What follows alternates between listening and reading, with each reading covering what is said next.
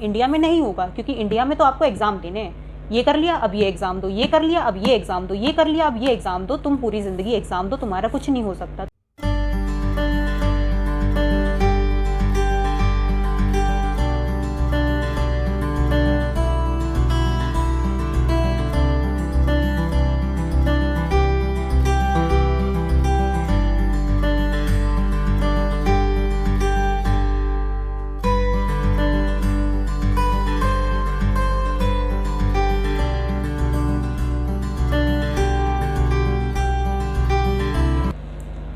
Hi guys, welcome to my YouTube channel.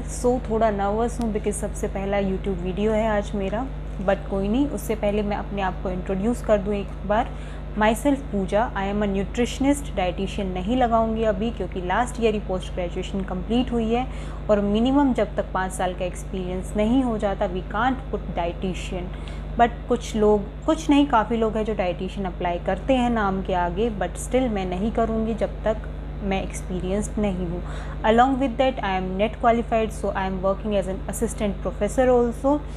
अब being a nutritionist हम बात करेंगे सबसे पहले न्यूट्रिशन साइंस की। जो हमारा न्यूट्रिशन साइंस का कॉन्सेप्ट था वो कहाँ से शुरू हुआ था, कैसे शुरू हुआ था, तो कहने को अगर हम साइंटिफिक वे में लेके जाएं तो हमारे 18th सेंचुरी में लेवियोसा ने इंट्रोड्यूस किया था। सबसे पहले उन्हें फूड का मेटाबॉलिज्म क्या होता है उसको पढ़ना स्टार्ट किया था, उसकी बहुत सारी स्टडीज़ की गई थी, तो उनको कहा जाता है father of nutrition science. But क्या सीरियसली वो स्टार्टिंग थी न्यूट्रिशन साइंस की? क्या उससे पहले न्यूट्रिशन साइंस के बारे में, न्यूट्रिशन के बारे में, डाइट के बारे में कोई नॉलेज नहीं थी किसी को? ऑब्वियसली थी, उससे कहीं कहीं पहले थी। अब कहीं कहीं पहले मतलब एट टाइम ऑफ वेदास। अब आपको भी पता है वेद हमारे कितने पुराने हैं। प्रॉपर हम वेदों की बात नहीं करेंगे, ऋग्वेद, सामवेद एंड ऑल, क्योंकि हमें उसके बारे में नहीं जानना है। तो एंशियंट टाइम पे हमारे वैद्य होते थे, जो हमारे डॉक्टर होते थे उनको वैद्य कहा जाता था। उनके अपने पाठ्य होते थे। अब पाठ्य क्या होते हैं? पाठ्य होते हैं जहाँ पे उनका डाइटरी मैनेजमेंट होता था। वैद्य के पास कोई भी इलाज के लिए जाता था तो वो उनको गाइडलाइंस देते थे डाइट के लिए कि आपको अगर ये कंडीशन है तो आप ऐसी डाइट लेना, आपको ये कंडीशन है तो आप ऐसी डाइट लेना। बट क्रेडिट लेवियोसा को इसीलिए दिया गया क्योंकि उन्होंने एक साइंटिफिक स्टडी की उसको लेके। अब उससे आगे अगर हम बात करें और भी एग्जाम्पल की बात करें, हमारी जो ट्रेडिशनल डाइट है, डाइट मैनेजमेंट आ गया है, कैसे डाइट बनती है सब पता है। जो भी डाइटिशियंस हैं, न्यूट्रिशनिस्ट हैं, उनको पता है डाइट कैलकुलेशंस कैसे की जाती हैं। बट क्या पहले इसके बारे में कभी नहीं बात होती थी? आप देखेंगे जो पहले की डिशेस होती हैं हमारी एंशियंट टाइम की, कोई भी आप एग्जाम्पल ले लो, इडली सांभर ले लो, डोसा ले लो, दाल बाटी चूरमा ले लो, जब आप उसको कैलकुलेट करोगे, आप उसकी न्यूट्रिटिव वैल्यू को कैलकुलेट करोगे, तब आपको पता चलेगा वो हमारे सारे वेल बैलेंस्ड मील थे। अलॉन्ग विद मैक्रोन्यूट्रिएंट्स, माइक्रोन्यूट्रिएंट्स भी सफिशिएंट अमाउंट में उसमें प्रेजेंट होते थे। Macronutrients protein, carbs and fat, micronutrients vitamins and minerals. तो आप उनको बैलेंस करोगे तो वहाँ प्रेजेंट थे। और ये सिर्फ वेल बैलेंस्ड न्यूट्रिएंट्स की ही बात नहीं है।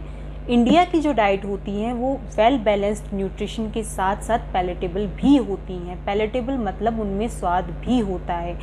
आप वेस्टर्न डाइट से कंपेयर करोगे तो उनके कंपैरिजन में इंडिया की जो डाइट है वो बहुत बहुत ज़्यादा पैलेटेबल होती है। बट लेवियोसा को क्रेडिट दे दिया गया और वो तो एक बिटर ट्रूथ है। सच्चाई से रूबरू कोई और कराता है बट उसका क्रेडिट किसी और को दिया जाता है, स्पेशली इंडिया की अगर बात की जाए तो। एग्ज़ाम्पल ले लो, हल्दी हर इंडियन के घर में यूज़ होती है, हर खाने में मोस्टली यूज़ की जाती है। हल्दी को इंट्रोड्यूस कहाँ किया गया? इंडिया में। हल्दी का प्रोडक्शन कहाँ होता है? इंडिया में। हल्दी का सबसे पहले यूज़ होना कहाँ शुरू हुआ? इंडिया में। दुनिया के हर कोने में हल्दी कहाँ से गई? इंडिया से। बट क्रेडिट किसको मिलता है, रिकॉग्निशन किसको मिलती है? अमेरिका। क्यों? एक साइंटिफिक स्टडी कर दी उन्होंने और अब वही अमेरिका हमारी ही हल्दी को हमारी ही इंडिया में बेचता है, रीसेल करता है और प्रॉफिट कहाँ जाता है? अमेरिका को। This is the bitter truth of India, क्योंकि उनको अपने लोगों की, अपनी संस्कृति की, अपने खाने की कद्र नहीं है। ये तो बस एक एग्जाम्पल था, ऐसे आपको बहुत सारे एग्जाम्पल मिल जाएंगे। आप खुद से भी जब एनालाइज करोगे अपनी पूरी सोसाइटी को, पूरे इंडिया की डाइट को, या पूरे इंडिया के जो भी प्रोडक्ट्स हैं उनको, या फिर जो बाहर से प्रोडक्ट आते हैं, इसके साथ साथ ये भी समझ आएगा कि न्यूट्रिशन में इंडिया सबसे आगे होते हुए भी सबसे पीछे क्यों है। खैर सबसे पीछे तो नहीं बोल सकते, बट हाँ सबसे आगे होते हुए भी बहुत सारी कंट्रीज से पीछे क्यों है। इंडिया के डाइटिशियंस, इंडिया के न्यूट्रिशनिस्ट को वो दर्जा क्यों नहीं दिया जाता जो फॉरेन कंट्रीज़ में न्यूट्रिशनिस्ट को दिया जाता है। कौन रिस्पॉन्सिबल है इसके लिए। अब एजुकेशन सिस्टम पे आ जाओ।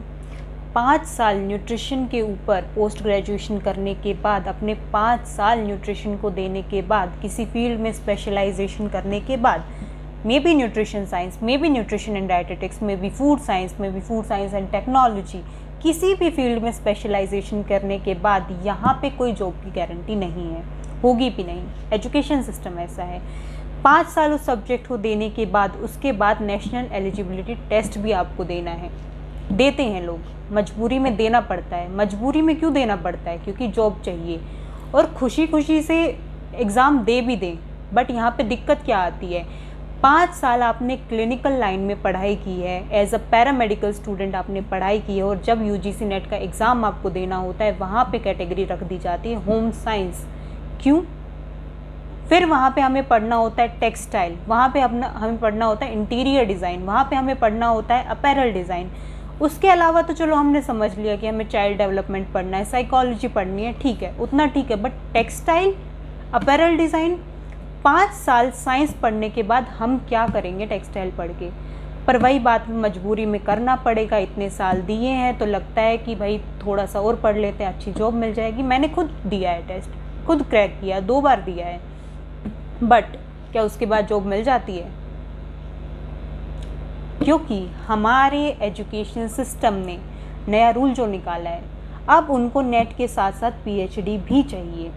और पीएचडी में स्पेशलाइजेशन कोई ढूंढ के थक जाएगा तब कहीं जाके मिलेगी, क्योंकि पीएचडी में भी PhD in home science and the subject will be जो आप अडोप्ट करते हो, nutrition science, nutrition biochemistry, nutrition biology, जो आप अडोप्ट करते हो। बट आपको स्पेसिफिक न्यूट्रिशन का सब्जेक्ट नहीं दिया जाएगा, it will be given under home science. कुछ नहीं कर सकते। अब पीएचडी तो करनी पड़ेगी, जॉब करनी है तो। अब पीएचडी भी अगर कर लें तो 4 से 5 साल की पीएचडी रहेगी, उसमें कहने को आपकी रिसर्च कराई जाएगी। रिसर्च कौन सी? जिसका कोई मतलब नहीं है, जो कहीं काम नहीं आएगी, क्योंकि रिसर्च बच्चों के मन से नहीं कराई जाएगी। रिसर्च वो कराई जाएगी जो उनको गाइड दिया गया, जो गाइड की कन्वीनियंस के हिसाब से होगा, और रेयर 1% गाइड ऐसा मिलेगा जो उनको बच्चा दिया गया है उसकी भी देखेगा चॉइस क्या है, किस फील्ड में वो करना चाहता है। अदर देन दैट, बट करनी तो पड़ेगी, क्योंकि जो तुमने मास्टर्स तक पढ़ाई की है और उसके बाद नेट भी दिया, उसकी कोई वैल्यू नहीं है। ये हमारा इंडिया का एजुकेशन सिस्टम। फॉरेन में जिस स्टेज पे आके लोग इतनी अच्छी अच्छी बुक्स लिख देते हैं जिनका कंटेंट इतना अच्छा होता है, वहाँ के हिसाब से लिखेंगे ऑब्वियसली, क्योंकि उनको इतना एजुकेट किया गया है, उनको इतनी फ्रीडम दी गई है। बट इंडिया में नहीं होगा, क्योंकि इंडिया में तो आपको एग्ज़ाम देने हैं। ये कर लिया अब ये एग्ज़ाम दो, ये कर लिया अब ये एग्ज़ाम दो, ये कर लिया अब ये एग्ज़ाम दो। तुम पूरी ज़िंदगी एग्ज़ाम दो, तुम्हारा कुछ नहीं हो सकता। तुम बुक कहाँ से लिखोगे? क्यों? न्यूट्रिशन की जितनी भी एक्सपेंसिव बुक है, जितनी भी वैसी बुक है जिसमें हाँ इसमें कंटेंट है, वो सारी फॉरेन ऑथर्स की है, क्योंकि यहाँ पे टाइम ही नहीं दिया जाता। यहाँ पे सिर्फ एग्ज़ाम दिए जाते हैं, आप एग्ज़ाम देते रहो, आपकी ज़िंदगी इसी में कट जाएगी। बट इंडिया में ना सर्वे बहुत किए जाते हैं, क्या देखने के लिए? इंडिया में अनएम्प्लॉयमेंट बहुत है, प्राइवेट सेक्टर पे ध्यान दो। उसके साथ साथ इंडिया में ना स्ट्रेस बहुत है, डिप्रेशन बहुत है, एंजाइटी बहुत हो रही है लोगों की। रिस्पॉन्सिबल कौन है भाई? तुम ही हो शायद। चलो कोई नहीं, कौन समझेगा इस चीज़ को? I think education minister. I know कईयों को ये बातें बड़ी बेफिजूल की लग रही होंगी, क्योंकि ये बात वही समझेगा जिसके ऊपर बीती है। Nutritionist, fitness coach, clinical nutritionist, या फिर किसी भी लाइन में न्यूट्रिशनिस्ट काम करते हैं, या फिर एज वेल एज वो पोस्ट ग्रेजुएट बच्चे न्यूट्रिशन में, जो टीचिंग करना चाहते हैं, जो एज अ प्रोफेसर, जो एज अ असिस्टेंट प्रोफेसर काम करना चाहते हैं, वो समझेंगे इस चीज़ को। बट अगर कोई क्वेश्चन करेगा तो जवाब पता है क्या मिलेगा कि स्कॉलरशिप तो हम देते हैं, JRF आप क्लियर करो आपको स्कॉलरशिप मिलेगी, बट उस स्कॉलरशिप का हम करें क्या, हमें वो सब्जेक्ट तो नहीं मिलता जो हमें चाहिए। DU दिल्ली यूनिवर्सिटी, मैंने अप्लाई किया वहाँ पे, मैंने वहाँ का एंट्रेंस क्लियर किया, मैंने इंटरव्यू क्लियर किया, बट जो सब्जेक्ट मेरे को चाहिए था स्पोर्ट्स न्यूट्रिशन, मान सकते हो दिल्ली यूनिवर्सिटी में स्पोर्ट्स न्यूट्रिशन में स्पेशलाइजेशन नहीं है PhD में। सिर्फ दिल्ली यूनिवर्सिटी नहीं, और भी कितनी सारी बड़ी बड़ी यूनिवर्सिटी मैंने देखी जहाँ पे स्पोर्ट्स न्यूट्रिशन अवेलेबल ही नहीं है। स्पोर्ट्स न्यूट्रिशन PhD के लिए सर्च करो, सारी फॉरेन यूनिवर्सिटीज़ खुल के सामने आ जाएंगी। इंडिया में कोई स्पेशलिस्ट नहीं है। जितने भी बड़े बड़े कोच हैं हमारे स्पोर्ट्स न्यूट्रिशन के, वो सारे वो हैं जिन्होंने कोर्सेज़ अपने बाहर से किए हैं, सर्टिफिकेशंस बाहर से किए हैं, या फिर अगर डिग्री भी ली है तो वो भी बाहर से ली है। क्यों? अवेलेबल ही नहीं है। फिर कहते हैं कि यहाँ पे तो पढ़ाई करते नहीं है, बाहर जाके पढ़ाई करते हैं, करें क्या? ये सब तो जब होगा सब होगा, हम तो क्या कर सकते हैं, थोड़ी कोशिश ही कर सकते हैं। खैर पहली वीडियो है, ज़्यादा लंबी हम करेंगे नहीं, मे बी कुछ थोड़ा बहुत बोरिंग लग रही होगी, but it's okay. Next video जो आएगी बहुत इंटरेस्टिंग आएगी कि न्यूट्रिशनिस्ट को क्या क्या फेस करना पड़ता है, कैसे कैसे क्वेश्चंस उनसे, कैसे कैसे फुलिश क्वेश्चंस उनसे पूछे जाते हैं, एंड बहुत सारी चीज़ें। तो तब तक के लिए स्टे ट्यून्ड। और गाइस कोविड का टाइम है तो घर से बाहर मत जाइएगा, हेल्दी रहिएगा और अपने घर पे रहिएगा। तो नेक्स्ट वीडियो में मिलेंगे, तब तक के लिए सब्सक्राइब कर दीजिएगा क्योंकि मैंने बताया पहली वीडियो है, एंड लाइक कर दीजिएगा। तो मिलेंगे आपसे नेक्स्ट वीडियो में। Thank you guys.